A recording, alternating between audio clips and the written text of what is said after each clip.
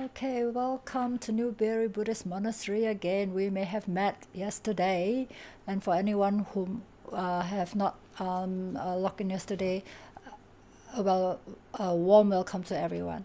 Before we go any further, let's pay respect to the Buddha by chanting Namo Tassa 3 times. If you are able to chant with me, please do so. Namo tassa bhagavato arahato samma sambuddhassa. Namo tassa bhagavato arahato samma sambuddhassa. Namo tassa bhagavato arahato samma sambuddhassa. Buddhang Dhammang Sanghang Namasami. Okay, before I introduce today's lesson, I really need some time to sit down and collect myself a little bit. It has been a very busy day for all of us here. I hope that we can actually take about like 10 minutes or so to go into a meditation. I'm not sure whether there's any absolute beginners in this session, but if you are a beginner who has no experience whatsoever, please bear with us for these few minutes, and then we will go into the lesson proper after this about 10 or so minutes. The alarm will chime. I'm very sorry. Yes, how tired I am. I'm very sorry. The alarm will sound at about 7:45. Okay, so please give me a few minutes to just collect my mind, settle down, calm down before I proceed with the lesson tonight. So let's all sit together. Just think of nothing, if possible. Just think of nothing. Just watch our breath. Be with our breath. Okay.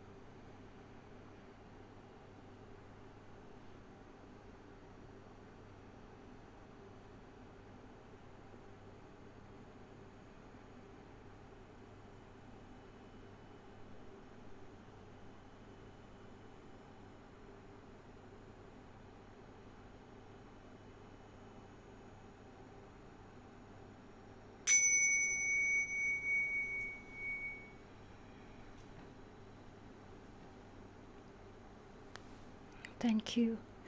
I really needed this. Thank you so much. Okay. First of all, I would really like to ask whether there's anyone who is really new to meditation. I hope that you can actually write to live chat, is it? Live chat. If you are absolutely new to the meditation, please do inform us. And for those of you who have had some experiences with our teachers, Ajahn Nisarano and Bhante Arana Vihari, or other monks before me, if you have any questions about meditation, that goes my, sorry. So that was my alarm coming after the alarm. Okay, as I was saying, if you do have any questions about the meditation that you have been learning from other Bhantes, if there's anything that I can help, please do feel free to write questions to the live chat. It may take a little while for the questions to come through, and Alessandra and Cheng-Luk, who are here, they'll probably be able to pass the questions to me. If there is no question, then I will probably like to introduce you to the standing and walking meditation, which I feel is very useful for any one of us who really like to go for those few days meditation retreats and all that, because as I was saying during the recording, unless we are in jhanas, it is actually not easy to be sitting like maybe about 12 to more than 12 hours each day, and having our body aching here and there, even our bums aching here and now and then. It's not easy unless we are in jhanas. Otherwise, our body will tell us, hey, I'm not happy sitting here all day long. So having the skill and the technique of standing meditation or walking meditation can be very helpful. All right. Now, is there any question? Someone actually mentioned that a person is a beginner. Oh, only one? So far, only one. Okay. Okay, because we have already planned for this recording to be presented tonight. So perhaps what I can do is, if you just learn your walking and standing meditation tonight, and for the next session, I will talk to the next monastic who is giving the meditation session next session, and see whether they can actually come up with instructions for an absolute beginner. I hope it's okay with you. All right, only one, right? Yeah, so I hope you can understand, because our lessons are already planned, so we have to go ahead. So it's good that you actually learn how to do walking meditation, because for those who are very new to sitting meditation, sometimes doing walking meditation does actually calm the mind down, keep the mind focused first before they do sitting meditation.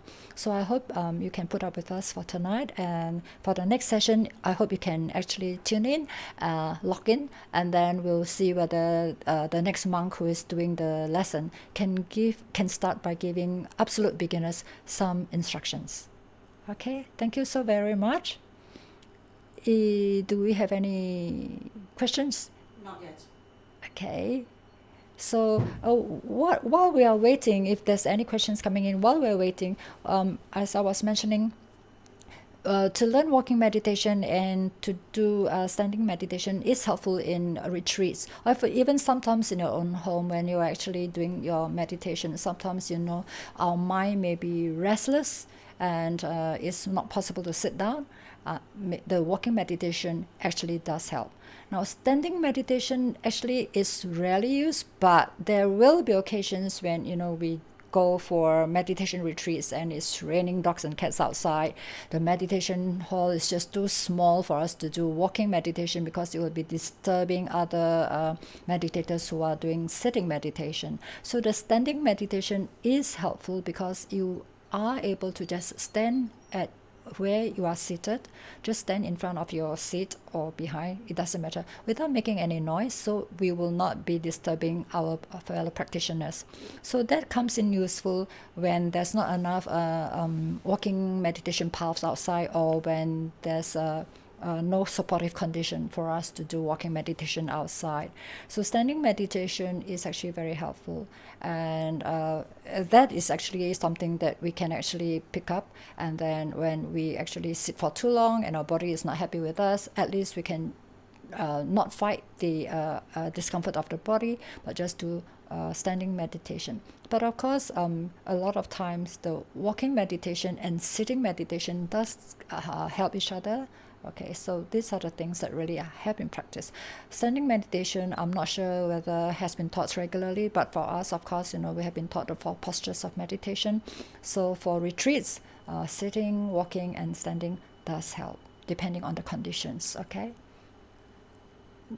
Do we have any questions coming in? Also, I assume that everybody is meditating with the right technique that works for you. So there's no need to go into any explanation for sitting meditation. Or maybe people don't know what question to ask, which is very typical, Ayya. Oh, you do not know what questions to ask. Okay. Yes. All right. So 'Cause maybe we at do the have end of beginners. the session. Maybe at the end of the session, okay? Yeah, just feel free to ask any questions. No question is a stupid question, okay? We all start with asking questions which we thought is stupid, but actually it's not stupid because we are trying to learn something that's very new, okay? Something new to our lifestyle. So please feel free to ask, all right? So now, so in that case, are we able to proceed with the recording? Because we did a recording of the walking meditation and the standing meditation. It's not possible to do it right now. It's a bit difficult to move the camera, so we had a pre-recording. So it is about 3 minutes. 23 minutes. So please watch it, and I hope that you can find a space in wherever you are right now, a path that can give you at least about 12 normal steps. All right, that will be good. Otherwise, if it's a shorter one, it's still good to just practice the technique. All right, how to walk, and then be mindful of your steps, and then how to make a turn. So after the video, we will give you about like 10 minutes to do the walking and do the standing. All right, and then after that, we may have the Q&A after the experience that you are going through. All right, so shall we start now? Yes. Okay, thank you.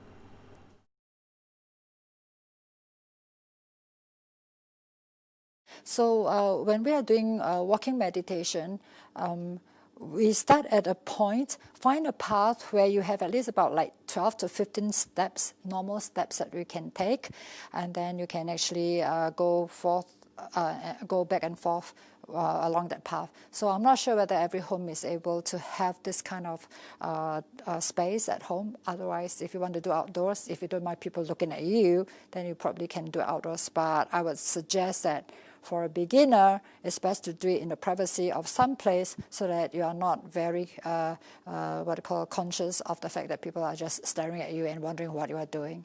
Okay, so find a distance. This is a good distance for us to begin with. So normally what we do is for us to take our position with our legs, our feet slightly apart, not together, but slightly apart, okay?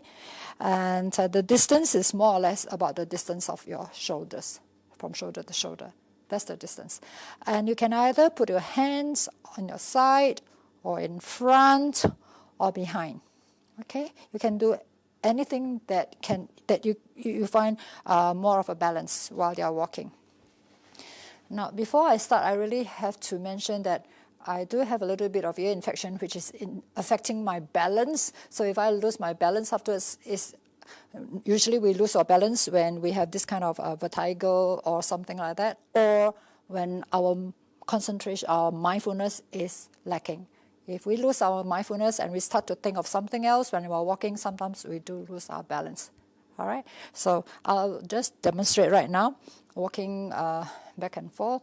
And another point that I'd like to mention is some teachers will teach you 9 steps. Okay? The lifting, 3 steps, pushing 3 steps, stepping 3 steps. But most of our teachers who have taught us like to simplify things so that our mind is not too crowded with instructions. So we actually have been quite successful in the 3 steps. where you have to lift, push, and step. Okay, now what I am instructing now is something that I have been practicing, and also something that has given me some results. All right, so this is why I like to teach you something that's simple and which can produce results. All right, so this is what we're going to do. I'm just going to do a demonstration of walking there, and then how we turn, and then take the path back again. All right, okay, so usually I prefer to have my hands behind me. It gives me more balance. And then I usually start with my right leg. Okay, so when we are doing walking meditation, our eyes have to be open, and our eyes should be looking in front of us, not wandering around, in front of us, even when you hear some sounds or anything, unless it's some emergency. Otherwise, we just try to filter them out. Our eyes in front of us, and of course, depending on our height, the distance you take has to be something where it gives you the very natural head up, not bend forward.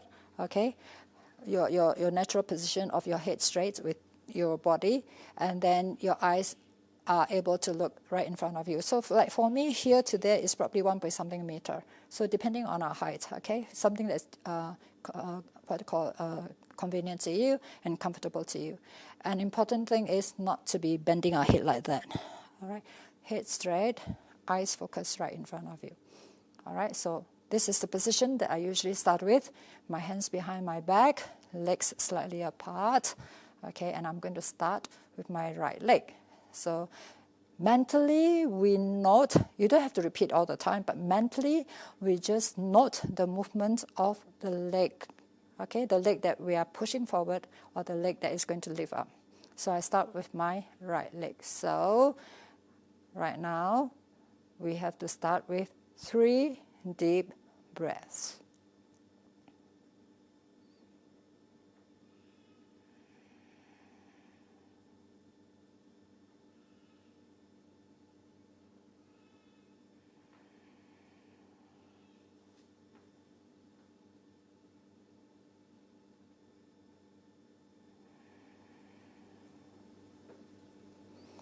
Okay, now I'm going to lift up my right leg. Your mind should be with the movement of the leg that is in action. Okay, the lifting of my right heel, lift, push and step. Left leg now, lift, push and step. So when you're able to do it at a regular slow pace, not too fast, you just go forward, lift, push and step. Not too high though when you're lifting, normal walking steps, okay? Lift, push and step. Lift, push and step. Now all these lift, push and steps instructions have to be mental, all right? Mentally.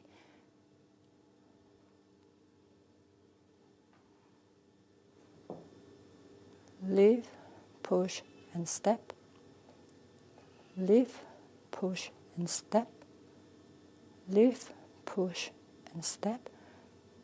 Lift, push and step. Lift, push and step. Lift, push and step. Lift, push and step. Lift, push and step.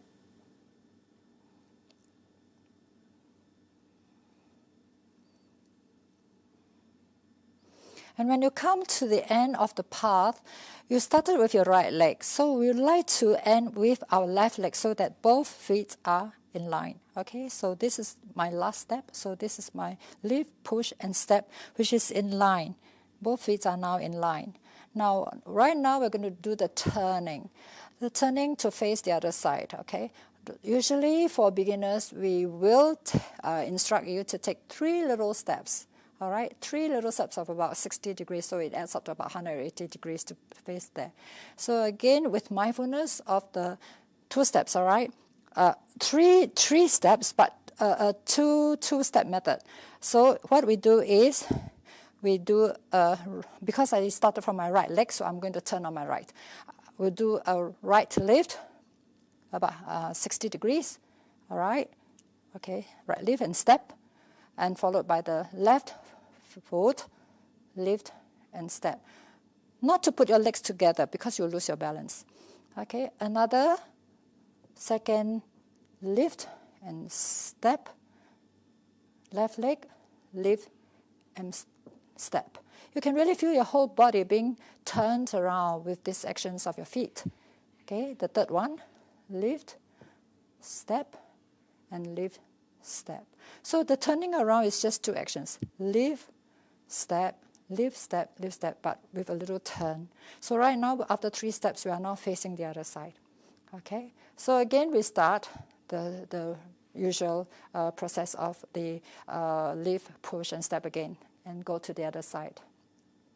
All right, so I'm going to do that this time without verbally instructing myself, okay? It will be a mental. And once we are used to it, it won't be an instruction anymore. You are just aware of the movement of the leg movements, all right?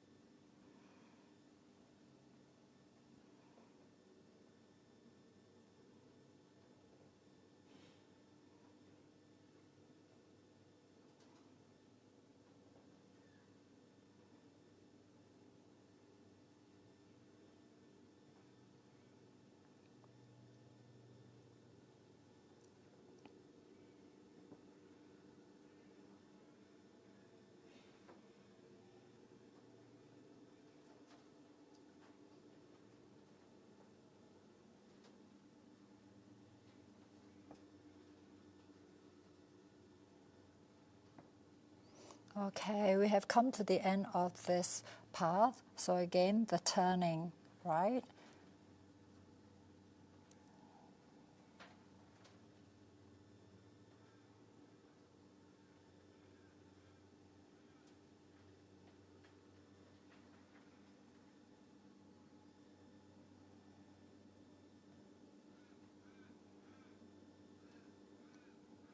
Okay, I'm going to do another round of the lift, push, and step.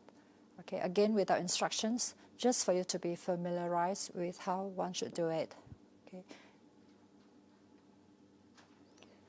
You can do it at your own pace. It doesn't need to be this slow, but for beginners, usually for us to train our mindfulness to be in line with the action of our feet, we do encourage you to do it at a little slower pace. But if you feel comfortable with a faster pace, please do go ahead.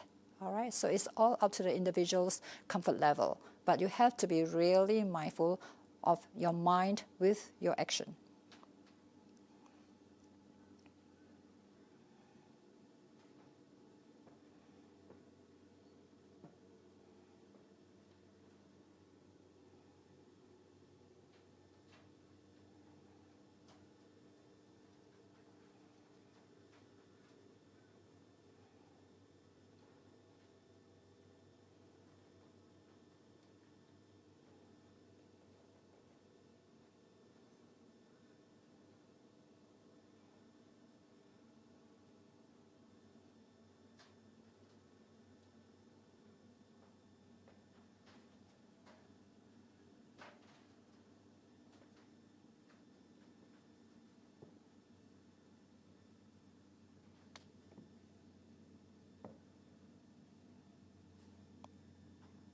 Turning.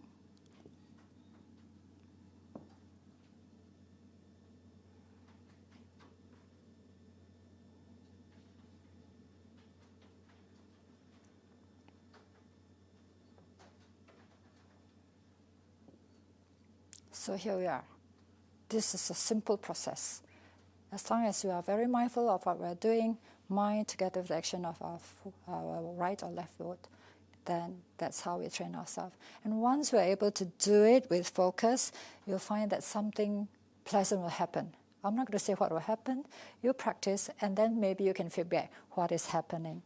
All right, so this walking meditation is important because some people may not be able to just sit in meditation for a long time, or some people who may be a bit restless need to actually get their, I would say, collectedness of the mind by doing something that is gross. So walking is actually a gross action of the body. It's not very how to say, refined by sitting there immediately. So if our mind is restless, then it is good to have a little bit of walking meditation to calm ourselves down and then to collect our mind before we sit down. The second thing is, if we are sitting for too long and if our body aches, or especially our knees ache and all that, then it is also good for us to really get up and then do a little bit of walking meditation just to change the posture. But the mindfulness of all these changes taking place has to be there at all times. Whether we are sitting down, changing our legs, or we are trying to get up and positioning ourselves to start our walking meditation, all this have to be done with mindfulness of every action. So the mind is actually generating movements from our body. We have to be aware of that. And once you are able to do that, then we are able to really focus on just the action of the movements, just the action. And when you are really focused on the action, something pleasant will happen. All right? So this is what we do. All right. Now this is walking meditation. Now there are sometimes when you may go on a retreat, all right? So in an enclosed room where everyone is seated down, and outdoors it may be raining, all right, or too hot or whatever, and then you find that after sitting for too long, you may need to change position for a little bit just to relax your muscles and all that. So we do encourage the standing meditation, standing. So standing is actually quite simple. For us, because we were taught by our Chinese teachers, we are always advised to just face the wall, a flat piece of wall, nothing protruding, pointing at you, right? Just a flat piece of wall, all right? Or if we are given a seat in our meditation hall, when there's somebody sitting close to the walls, then we have no place to stand. For instance, we are sitting in meditation like that, all right? And then our whole body is aching, or we're about to fall asleep or something like that. So instead of just giving up on our mindfulness, we'll just get up with mindfulness, all right? And because the hall is full of people, outside is raining dogs and cats, no place for us to do walking meditation, then we can try the standing meditation. All right. So what we can do is we slowly get up with mindfulness. All right. So right now I'm actually moving my right foot, pressing on here, and then getting up slowly. All right, now you can either stand in front of your seat or just behind your seat, but not to be too near to your neighboring meditator.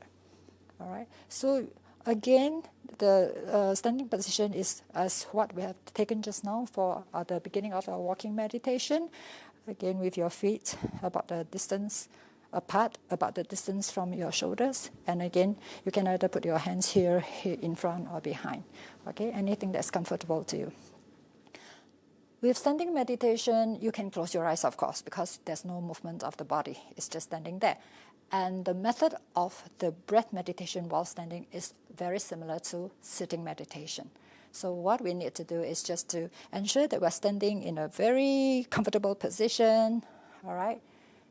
Stable, comfortable. Legs cannot be together because you will lose your balance. So with your feet apart, right?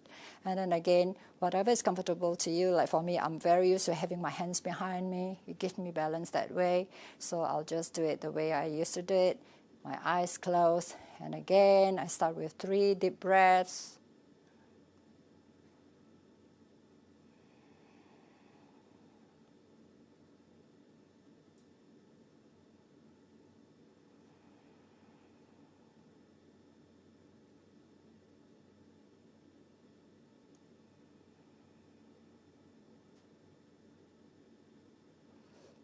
And then I start to focus on my body.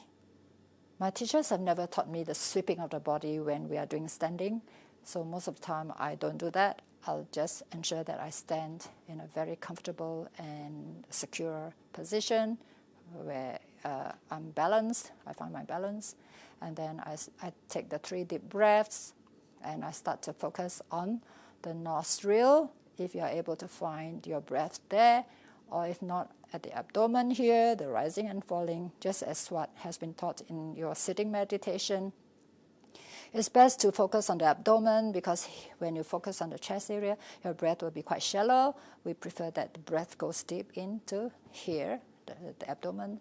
So like sitting meditation, if you need to have something to focus on the rising and falling if you need something to focus on. But if you are able to focus on the breath coming out from your nostril here, please do go ahead, because this is really quite refined. All right, and this is only for those whose mind is still not collected. We need something to focus on, just to get ourselves in line with our breath coming in and out. Okay, and important thing, just as in walking, just as in sitting meditation, do not control the breath. Just watch the breath coming in and out. Just be with the breath coming in and out, noting whether it is long or short, but not to instruct it to be long or short. Just be with the breath. So I'm just going to demonstrate a few breaths, because this is very similar to our sitting meditation method. Okay, so after taking the 3 deep breaths, then I'll start to focus on my in and out breath. If you need to focus on the abdomen, please do so. If not, just focus on your nostril. Now the other method is, if you don't want to focus on anything, you can just, I always like to use the word dance with our breath, just in and out. Then we say, when the breath is coming in, we say Bud, and when the breath is going out, we say Do. So I just dance with my breath with Bud, Do, mentally. Not instructing, but just with awareness.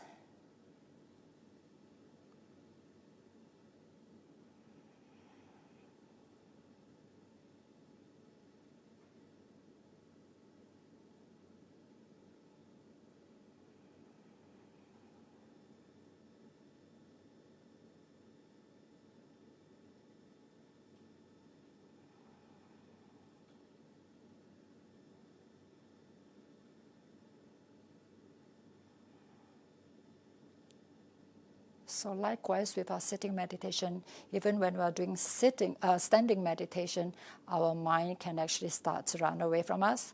The same thing will happen, the tugging of the mind, tugging and pulling, just to try to anchor it. All right. So this is the same process over and over again until it can become very fine. Tranquil, and then still, and then you can actually go into very pleasant, deep standing meditation.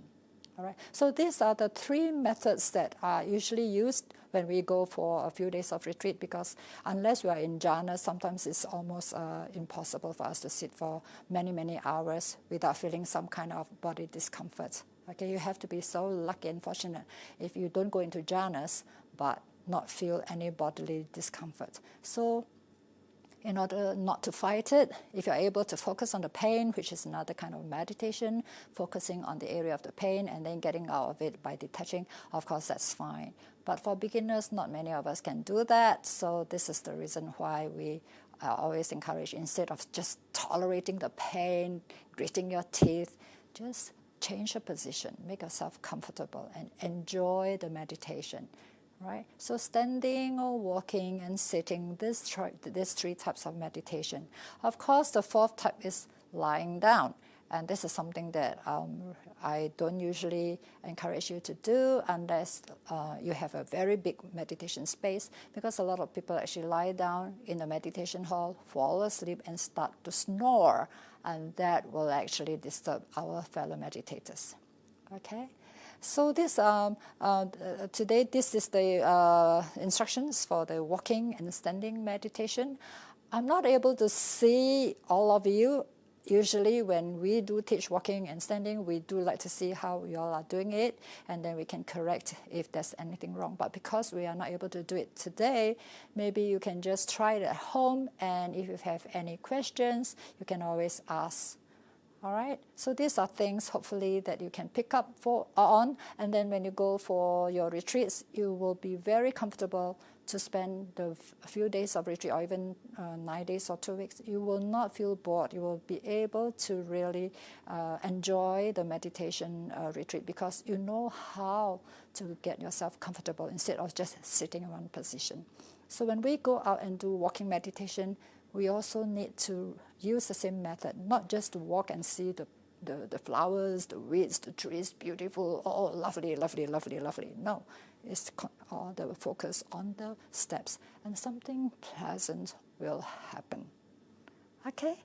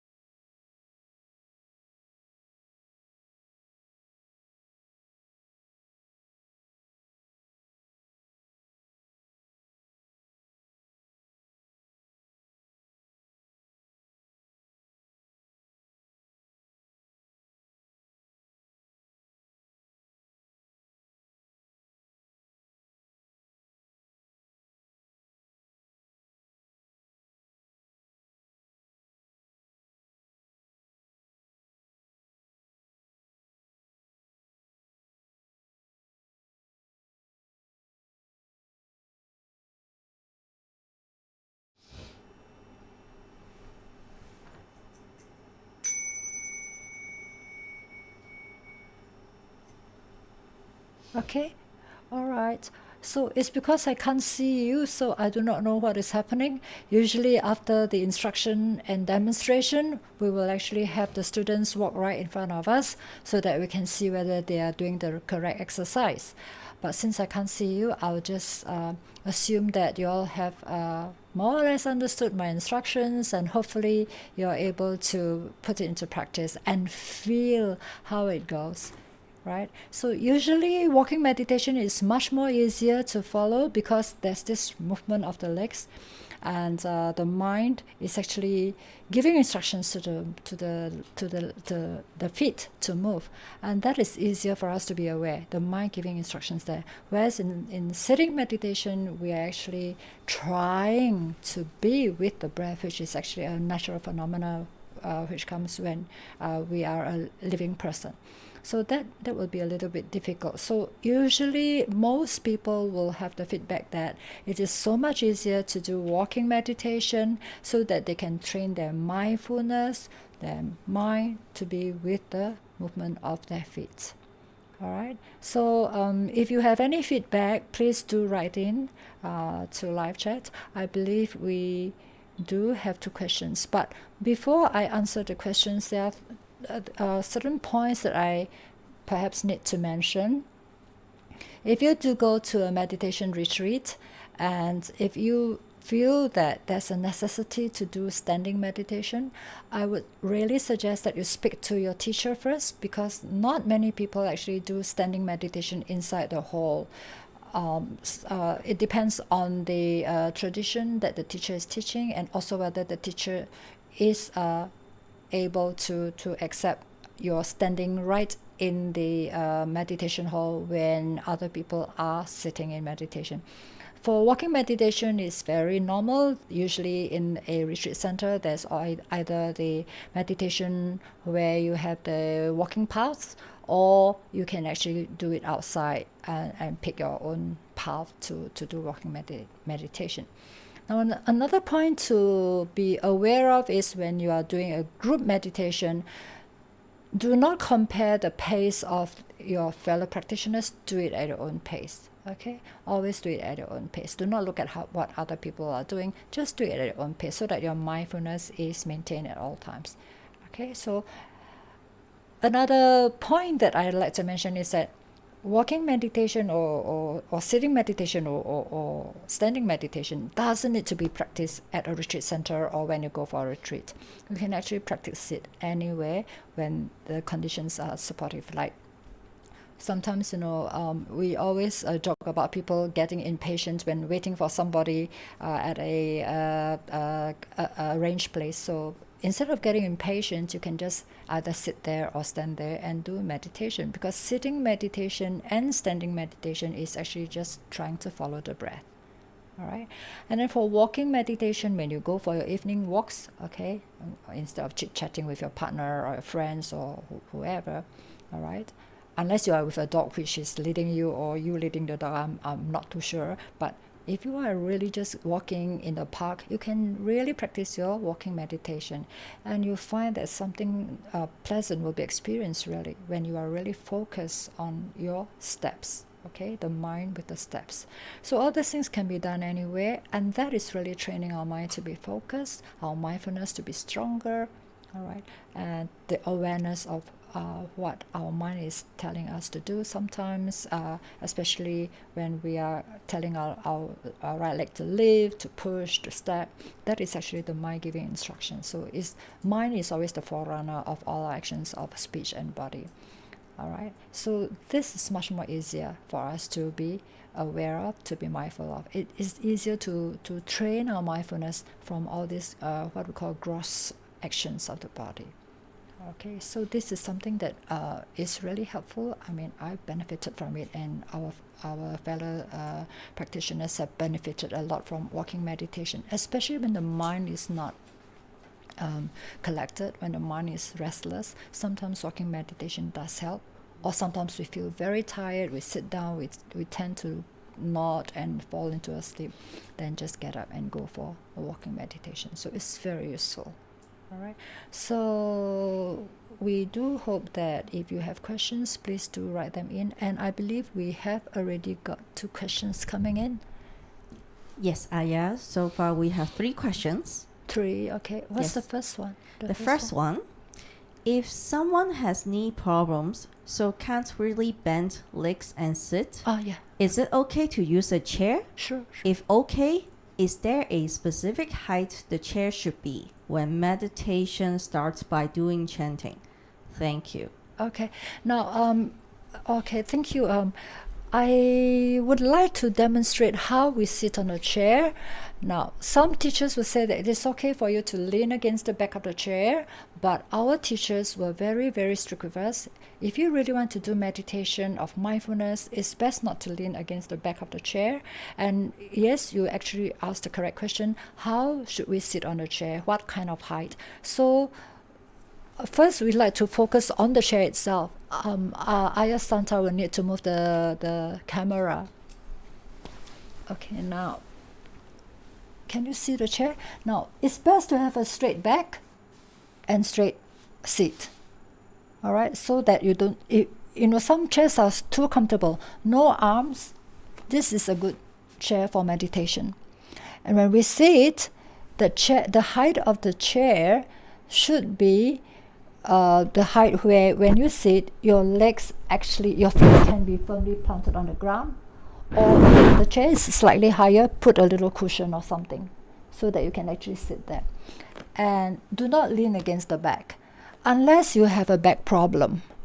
Because when you lean against the back of the chair, it's very likely that you'll fall asleep because you're so relaxed.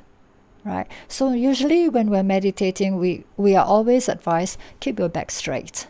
All right, but your body should not be tense. Your body should be relaxed. Back straight, but body relaxed. And in the suttas, you always hear the Buddha teaching that sitting cross-legged, we have our back erect, and then with mindfulness in front of us. Okay, so mindfulness, of course, is hoping that when we are doing mindfulness on breathing, then of course it's concentrated here, focus here. All right. So now I'm just going to do a little demonstration. Ayya, is it okay now for me to sit on the chair? Okay. Maybe I'll put it this way. Then they can see that it's not leaning against it. Is that okay? I put it this way. Okay. So this, as I say, is a good chair, a good shape. All right. And depending on your height. Oh, I didn't do the thing. Is that okay? Or maybe I can move the mic nearer. Can you hear me? Yes. Okay, now, maybe if I put it there. Okay, now, if I am tall enough, I think I'm tall enough to sit on a chair without a cushion to put my feet on. Okay, now, I will sit about a portion of the seat, right? With the feet apart. The feet should not be together because you need strength and effort to keep it together, and that is not going to give you balance. Your feet should be, as usual, all right, about the distance of your shoulder. And then if you can be like, not stretch out like that because you are going to not going to get your balance, like right angle here. If your knees are giving you problem, you try to sit in a position that is not painful, because we have different kinds of knee problems. All right. So if you're able to sit this way, by all means do so. Now, if you have chairs that are a bit too high for you, but with a good shape like that, it's still possible to take a cushion or something, put it right in front of you, and put your legs up. You'll feel very comfortable if you have these feet planted on the ground. Right, so this is a good position. Straight back, relaxed shoulders, right? Not leaning against the back of this chair, unless you have a back problem. Yep. Then you try to keep yourself awake when you are leaning against the back of the chair. It's just too relaxing. It's very easy to fall asleep like that. So this is the position that we will take. And your hands, you can either put it on your knees or in a meditative posture, right? The rest of it is like sitting down cross-legged on the floor. You take in 3 deep breaths and then you focus on your breath. If you are a beginner, then of course we do have certain kind of techniques for you to learn, but I assume that all of you have already learned sitting meditation, so you use those techniques.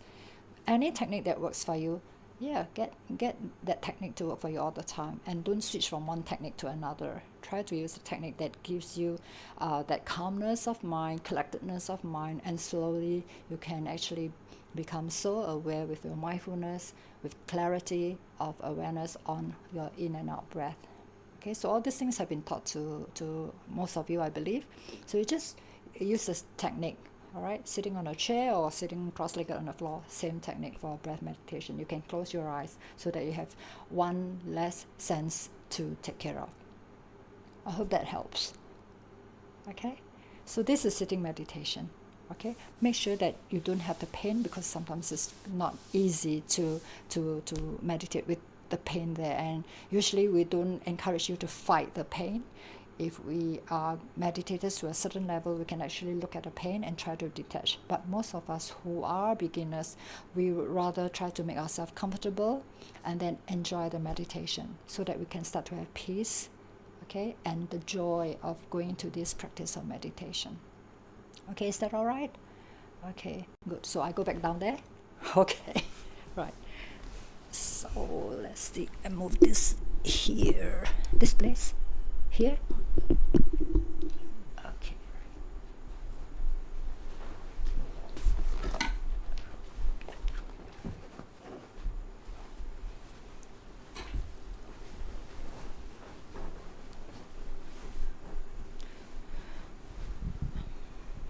Actually, I'm not too sure whether sitting on a meditation bench has been taught or not. If it has not been, I might as well take this chance and show how you sit on a meditation bench. Xinglu, can we get a meditation bench from behind?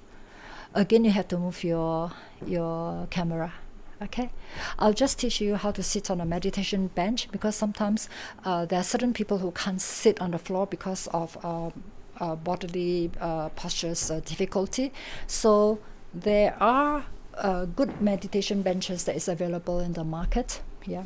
So this is one good one with a little slant to the front. Can you see? Yeah, this is a good one. Not too slant because you slip down. So this is a good one. And then you must know how to place your feet there. So I'm going to show again through demonstration. Okay. Okay, normally you have a bench like that. We will. Sorry? Oh, no mic. Okay, right. Okay. Okay, so we kneel first.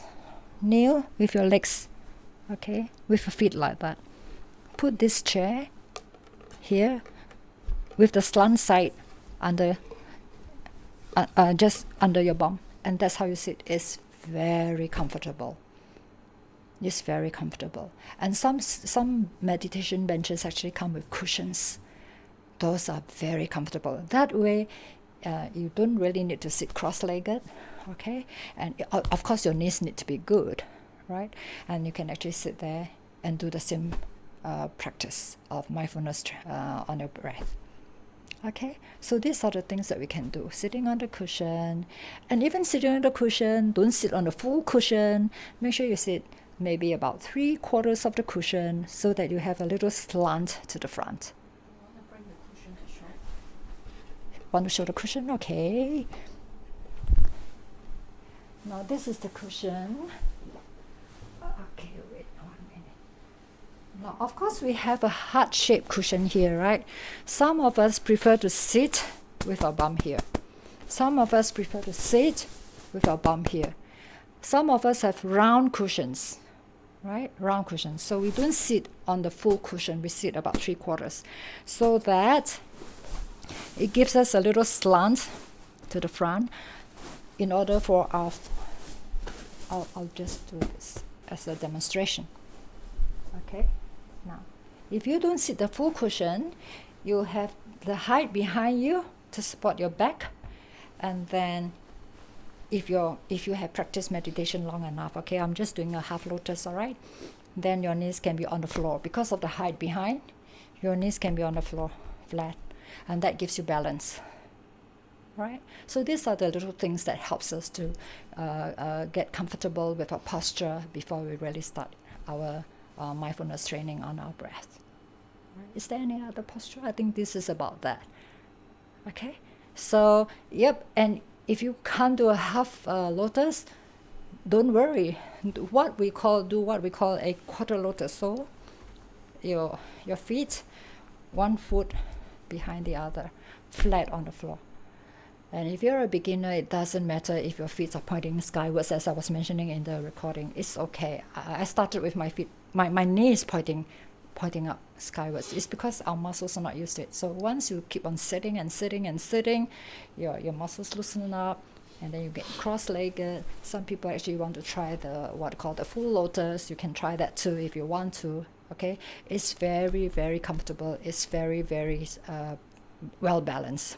And this is the reason why most of us, if our body allows us, we always tell our students, try to learn to sit at least in the half lotus, because it gives us that balance, right? So, and this is the posture that the Buddha always is depicted to be sitting in, either full posture or half posture. Okay, that's it.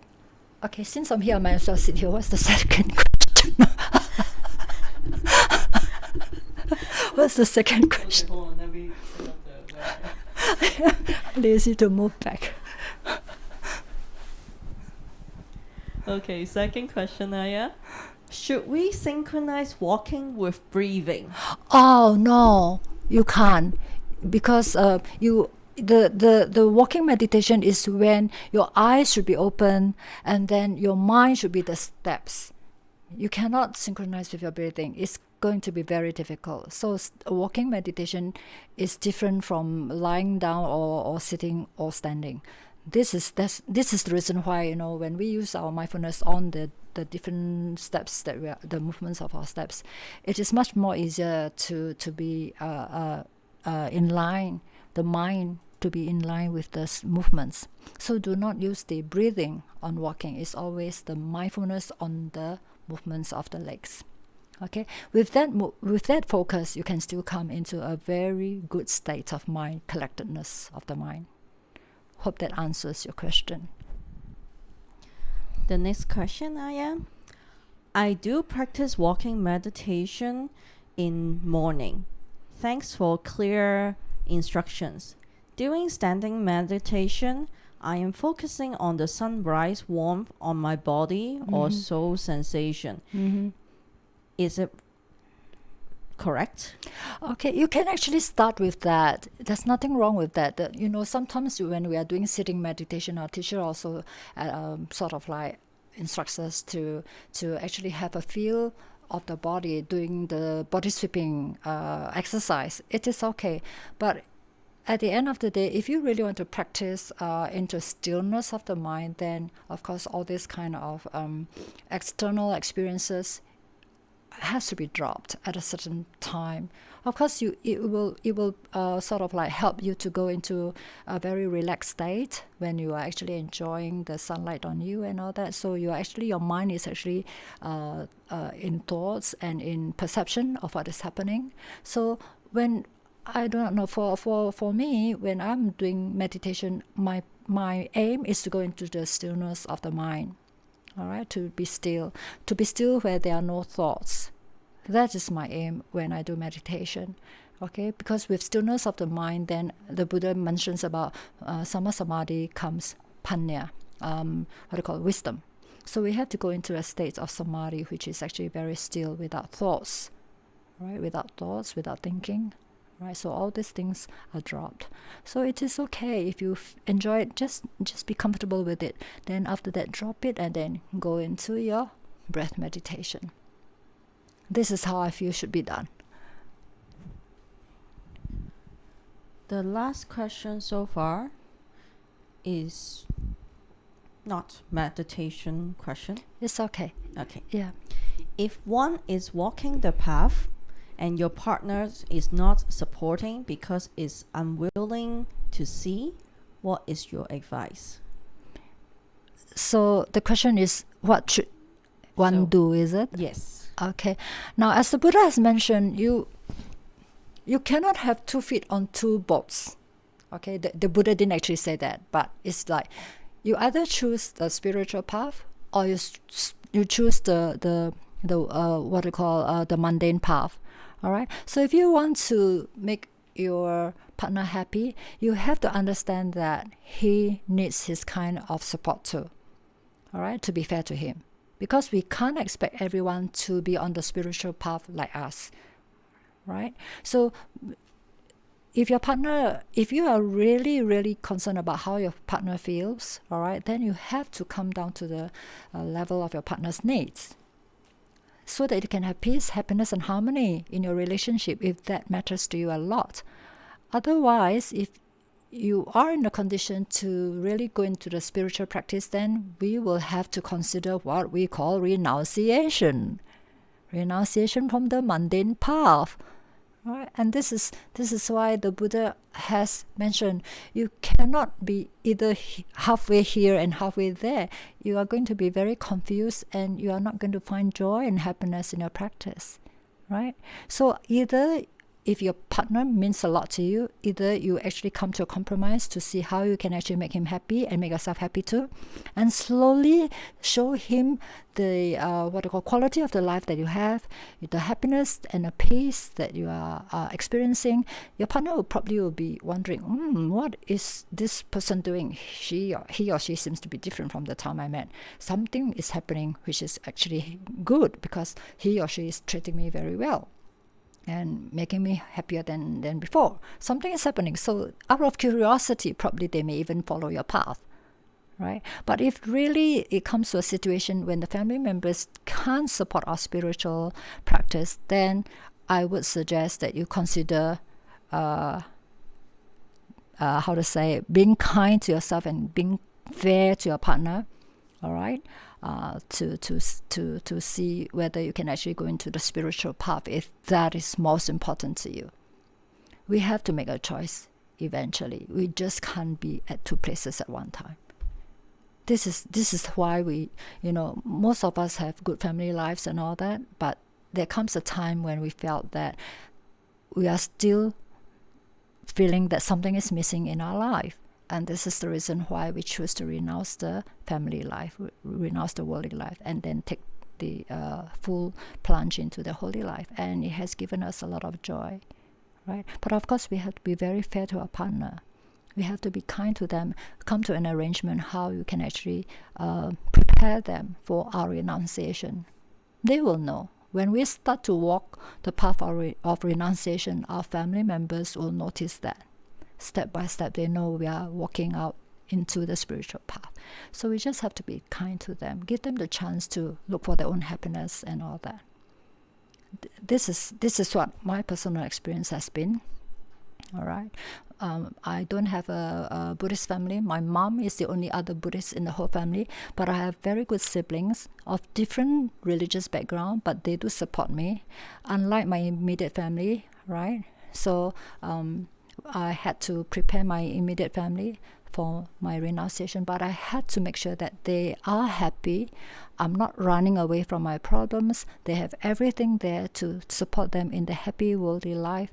And if your partner, like for me, I was married, okay, and because I wanted to renounce, my teacher said, either you give me a divorce paper or I'm not going to have you ordained. So I had to prepare my partner to assure him that please go and look for another partner, right? I really want to go into the spiritual path. And children, they are all independent, having their own life, earning their own money. They actually came and said, Mom, you have taught us well, please go and do what you need to do. Of course, they never expect me to be a nun, but that was what I was always wanting to do, the spiritual path. So we have to be very fair to our partner. Their happiness, their sort of happiness that they're looking for may not be what we're looking for. So we have to be very fair. This is what I can share with you. Personal experience. No question. Okay, so in that case, I can conclude tonight's session. I hope I have been of some benefit to some of you.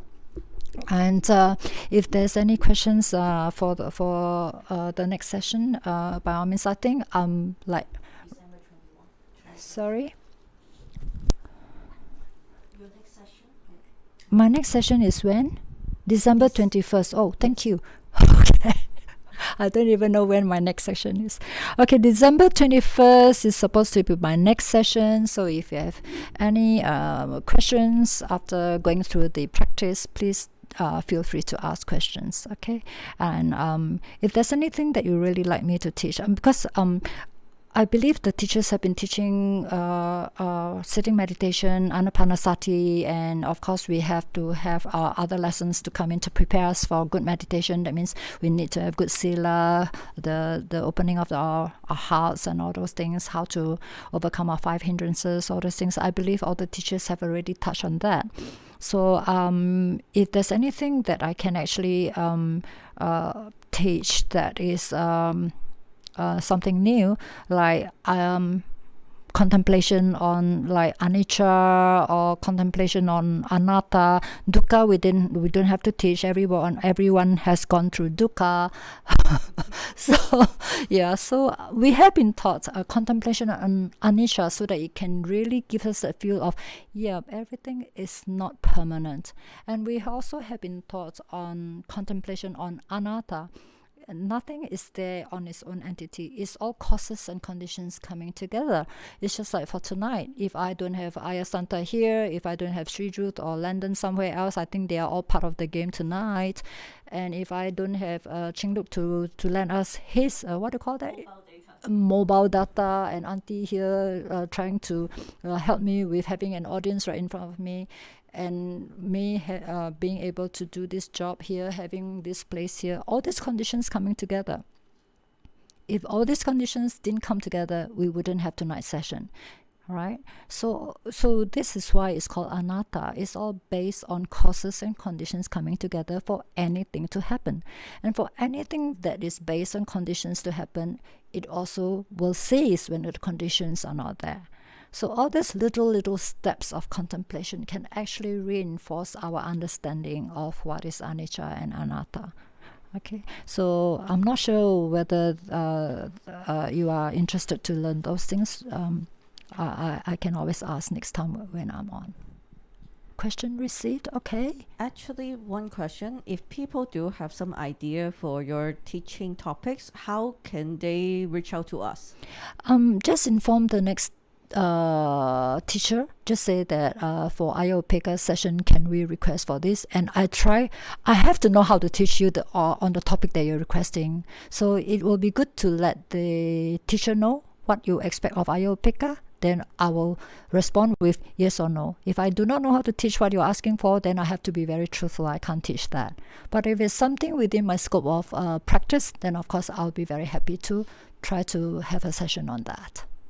So for the audience out there, just a little bit advertisement. Our next talk will be on Sunday, Melbourne time, 9 a.m. So you're welcome to tune in for our Dhamma talk and put your suggestions over there on the YouTube live chat, and then we will follow up. Yeah. Okay. I really have no idea how this YouTube and live chat works, okay? I'm really, what do you call an IT nerd, or what do you call that? Okay. Okay. I was always never good with IT, and I think I don't want to learn anything deeper because it's going to take too much into my practice time. So I depend a lot on Ayya Santa and all the technological team from BSV and Newbury to tell me what to do, where to sit, when to speak, or whatever. Yeah, I'll Yes. just try to be an obedient student. You do have a BSV studio in Newbury right now. Okay. And I do have a last question Yeah. received. This audience asking, are there any courses to study Buddhism? Oh yes, there's plenty online. And for us here in BSV Newbury, we are trying to put up a course soon as possible. Because of the COVID-19, a lot of things have changed, our plans have changed, but I have actually spoken to our how to say, BSV committee member, that the nuns here and we are happy to organize a course from beginners up to a certain level. So like for me as a layperson, I used to go for a 3 years course on module basis. We have our little breaks now and then, but all these courses from beginners right up to advanced, all this will actually prepare anyone who is interested in taking the holy life, okay, or for those who are interested in living a life of peace, happiness, and harmony, because Buddhism is not for Buddhists. Buddhism is for anyone who is looking for peace, happiness, and harmony. All right, regardless of religious background. We have a lot of so-called Buddhists who come to our classes. All right, Christmas time, Christmas Eve, they come to our classes and come and talk to us. Nighttime, they will go to church and all that. It's okay. It's okay. There's no discrimination as to what kind of background you have, right?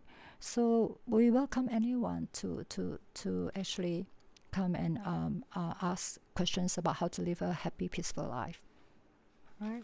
Okay, no question. That means I can conclude. Okay, as usual, I like to conclude with my chanting. Auntie, please join us. Yeah, because we have been spending this 1.5 hours, almost 1.5 hours, doing some purification of body, speech, and mind. And there will be other beings who probably have been joining us. I'm not too sure because I can't see. But the Buddha has spoken that, there are not only human beings in this cosmology. We also have other unseen beings. So we always want to thank those unseen beings, whether they are heavenly beings or beings around us and all that. We really want to thank them for supporting us, and also we like to share our merits with them too, because some beings actually do not have family members or friends to perform merits on their behalf, and we really like to include them in our dedication of merits. All right, so those, especially for those beings who have no family members or friends to perform merits on their behalf, all of them are included in our dedication of merits. Okay, so if there's no questions, let us conclude with the chanting of the dedication of merits to the Devas and to all beings, and also finally to our departed loved ones. Akasatta ca buddhatta deva naga mahittika punyang tang anumoditva charang ratkantu loka sasanang. Akasatta ca buddhatta deva naga mahittika punyang tang anumoditva charang ratkantu desanang. Akasatta ca buddhatta deva naga mahittika punyang tang anumoditva charang ratkantu mang parangti.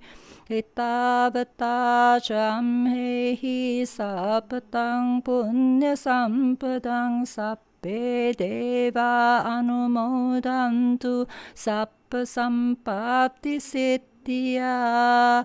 Etavata camhehi sapatang punya sampadang sappe bhutanumodantu sappa sampati siddhya. Etavata camhehi sapatang punya sampadang sappe satta anumodantu sappa sampati siddhya. Idamme nyatinang hotu sukhita hontu nyatayo. Idamme nyatinang hotu sukhita hontu nyatayo. Idamme nyatinang hotu sukhita hontu nyatayo. Sadhu, sadhu, sadhu. Okay, now before I forget, I just remembered, if you are sitting on a chair, you can still use a stool without a back. All right? use a stool without a back. That is also possible. And for the beginner to meditation, I hope that either you can actually go onto our, is that BSV YouTube or something for the meditation instructions? Is that BSV YouTube? It's BSV Dhamma Talk YouTube channel. Yeah, maybe you can do that, or you can type into Ajahn Brahm's YouTube sessions and just put beginner's meditation. You may get some instructions there, but I'll see whether I can discuss with the Ajahn or Bante who is going to give the next talk to see whether they can, who's doing the next Monday's meditation, to see whether they can just give you some instructions for beginners. Okay, so thank you so very much. Please take care of yourself, and please meditate regularly every day, because meditation is just like how we feed our body with food every day. It has to be done every day so that you can really get into the practice and also get into some results. Okay, right. Thank you so much. Have a good night or good day wherever you are. Right. Thank you. Thank you to Ayya Santa and to Sri Jude and Landon and Ching Luk and all who chipped in to help, and Auntie too for being here. Thank you. Okay.